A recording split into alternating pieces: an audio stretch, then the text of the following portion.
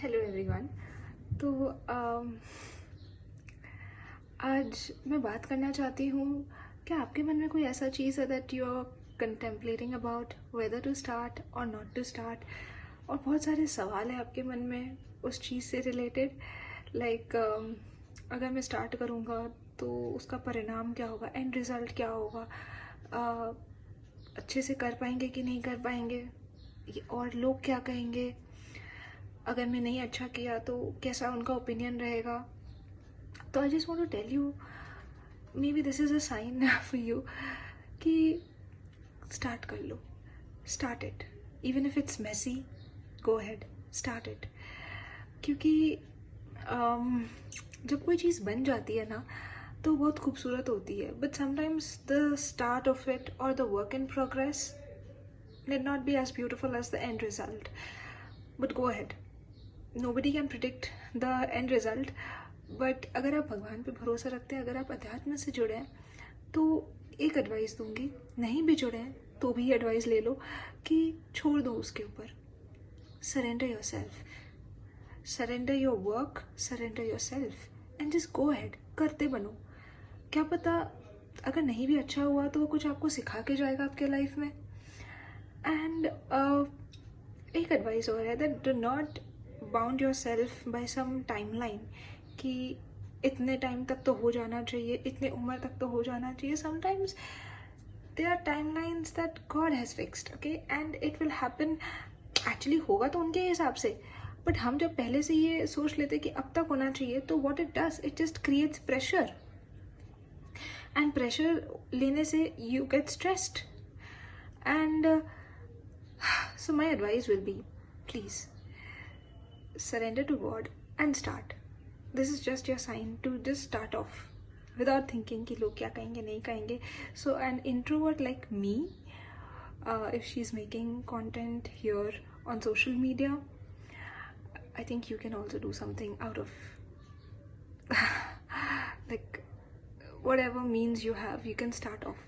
Just start off. Don't think much. अगर मैंने कर लिया है तो आप भी कर लेंगे। एंड परिणाम का नहीं सोचते हैं, होना होगा तो हो जाएगा, नहीं होगा तो कोई बड़ी बात नहीं है, कुछ नया स्टार्ट कर लेंगे। And just be happy. I think life is too short to not try something you want to do, so go ahead and make an attempt. क्या पता वो चीज़ बन जाए, है ना। If you want to overthink positive outcome, overthink कि क्या पता अच्छा हो जाए, चीज़ बन जाए मेरे हिसाब से, क्यों नेगेटिव ही सोचे हम हर बार। And I will tell you this thing that कि प्लीज़ भगवान पे विश्वास करें, believe in God, connect to supreme power, do something. अपने दिनचर्या में 5 मिनट 10 मिनट कुछ ऐसा करें कि आप भगवान से जुड़ें। And what it does is that it energises you, okay, it gives you power. वो शक्ति देता है आपको कि जो भी आप काम कर रहे हैं उसमें आप हार नहीं माने, क्योंकि ऐसे बहुत सारे सिचुएशन आएंगे जो प्रेशर क्रिएट करेंगे।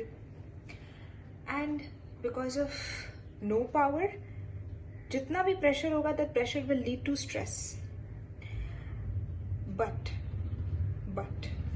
अगर आप थोड़ा सा हिम्मत रखेंगे, थोड़ा सा रेजिलियंस दिखाएंगे, then the stress can go down. Because ये इक्वेशन याद रखिएगा, ये मैंने सिस्टर शिवानी से सीखा है, that stress is equals to pressure divided by resilience. The more the resilience, the lower will be your stress.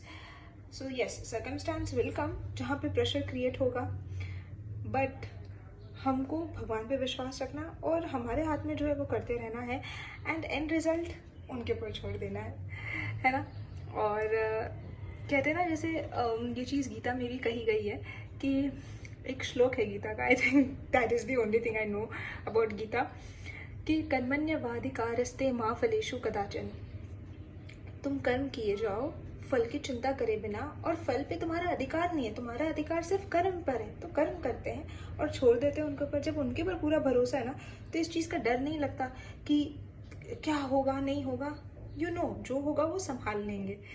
तो जो भी आपके मन में है, start off, as long as it's not morally, ethically, civilly and criminally wrong and your intention is right. Go ahead right now. Bye bye.